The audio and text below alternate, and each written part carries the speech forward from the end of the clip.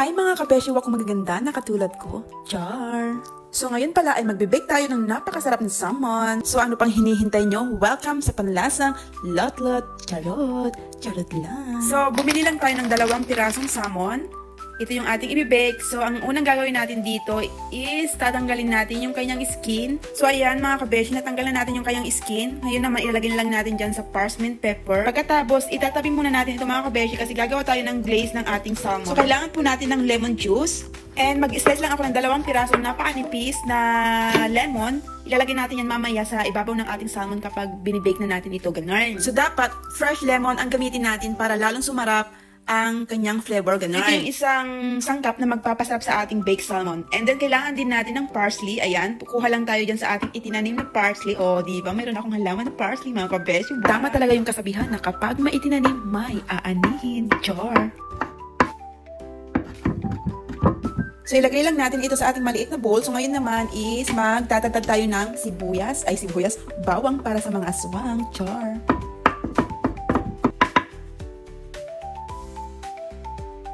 So, kailangan din natin mga kabeshi ng Dijon mustard. Ayan, masarap itong mustard na ito mga kabeshi. Try nyo to, tsak na hindi kayo magsisisi. Char. Paminta, pampaganda at pampabata. Siyempre, kailangan din natin lagyan ng asin mga kabeshi. Huwag kalimutan ng asin para naman hindi ka malasin. Char. So, kailangan din natin siyang lagyan ng oil.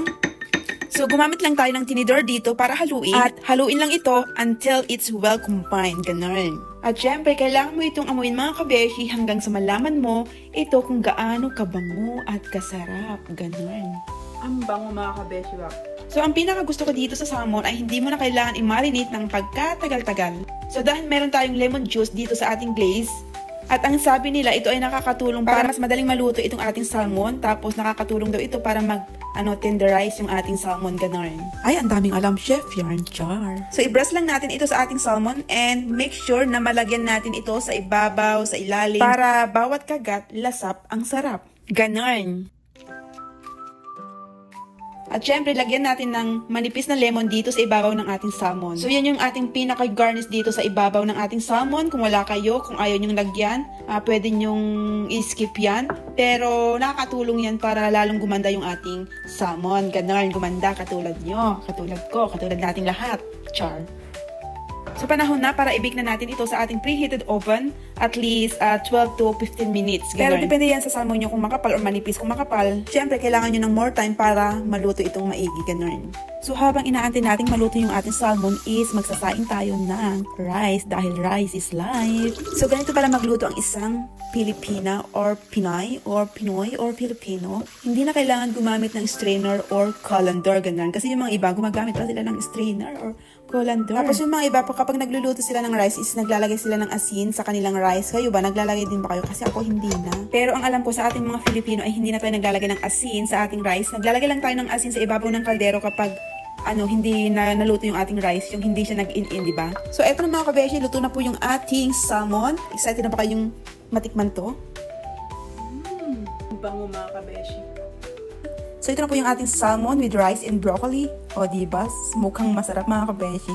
Ang super bango ng ating salmon mga kabeshi. So, tignan nyo ito mga kabeshi kung gaano siya kadaling maghiwalay yung ating baked salmon habang ginagamit yung ating tinidor. It is ultra flaky, ultra juicy, ganun. So, yummy. So, ano pang hinihintay nyo? Tikiman time!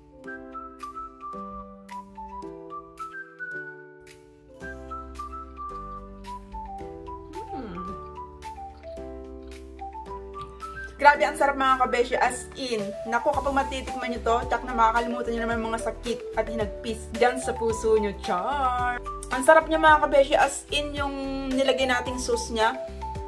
As in, super malasa siya and super flaky.